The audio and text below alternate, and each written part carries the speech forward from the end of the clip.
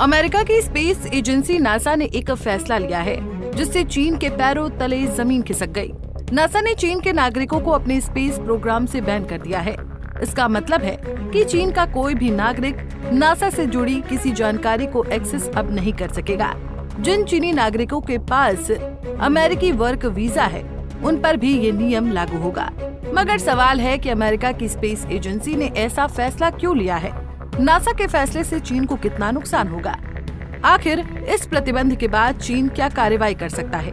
चलिए इस वीडियो में इन सभी बिंदुओं पर सिलसिलेवार तरीके से समझने की कोशिश करते हैं। दरअसल ब्लू वर्ग की एक रिपोर्ट के मुताबिक नासा चीनी नागरिकों को पहले से नौकरी पर नहीं रखता था। रिपोर्ट में बताया गया है कि नासा चीन के उन्हीं नागरिकों को नौकरी पर रखता था जिसके पास अमेरिकी वर्क वीजा होता था। उन चीनी नागरिकों को भी कॉन्ट्रैक्ट बेस पर ही रखा जाता था।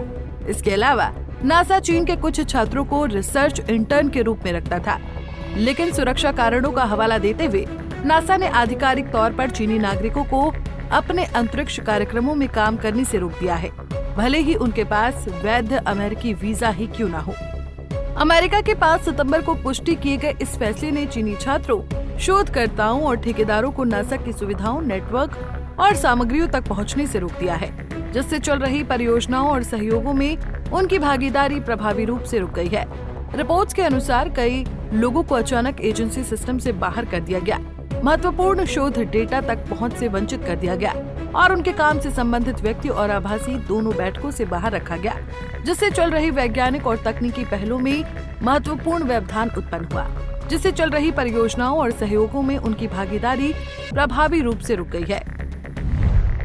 अमेरिका ने राष्ट्रीय सुरक्षा जोखिमों का हवाला देते हुए नासा को चीन के साथ सहयोग करने से प्रतिबंधित कर रखा है।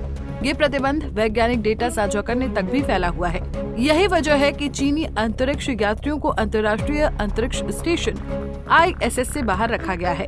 जैसे जैसे चीन अपने अंतरिक्ष कार्यक्रम को तेजी से आगे बढ़ा रहा है, उससे अमेरिका में चीनी नागरिकों, खासकर संवेदनशील क्षेत्रों के वैज्ञानिकों द्वारा कथित जासूसी से जुड़े कई मामलों ने अविश्वास को बढ़ावा दिया है। हालांकि चीनी अधिकारियों ने अमेरिकी चिंताओं को अनावश्यक बताकर खारिज कर दिया है। चीन की मानवयुक्त अंतरिक्ष एजेंसी के प्रौद्योगिकी ब्यूरो के निदेशक ने पिछले साल तर्क दिया था कि अंतरिक्ष अन्वेषण को मानवता के लिए एक सामूहिक मिशन के रूप में देखा जाना चाहिए। इसके बावजूद बीजिंग ने अपने महत्वाकांक्षी लक्ष्यों को छिपाने की कोई कोशिश नहीं की है, जिनमें एक स्थायी चंद्र अड्डा बनाना और मानवयुक्त गहरे अंतरिक्ष मिशनों को आगे बढ़ाना शामिल है। नासा के नए प्रतिबंध दोनों महाशक्तियों के बीच वैज्ञानिक सहयोग में तेजी से आ रही गिरावट को उजागर करते हैं। कभी सहयोग के एक संभावित क्षेत्र के रूप में देखा जाने वाला अंतरिक्ष अब प्रभाव और तकनीकी वर्चस्व के लिए एक प्रमुख युद्ध क्षेत्र बन गया है। दोनों देश चंद्रमा पर पैर जमाने की होड़ में हैं। ऐसे में दांव अन्वेषण से कहीं आगे तक फैले हुए हैं। इसमें वैश्विक अर्थव्यवस्था और भविष्य के उद्योगों के लिए महत्वपूर्ण संसाधनों पर नियंत्रण भी शामिल है। अब देखना होगा कि आने वाले दिनों में दुनिया के 2 महाशक्तियों में सबसे पहले चांद पर कौन कदम जमाता है। क्या अमेरिका अपने वर्चस्व को कायम कर पाता है या चीन आगे निकल जाता है? ये तो देखने वाली बात होगी। फिलहाल इस खबर में इतना ही। देश और दुनिया की बाकी खबरों के लिए देखते रहिए पंजाब केसरी टीवी।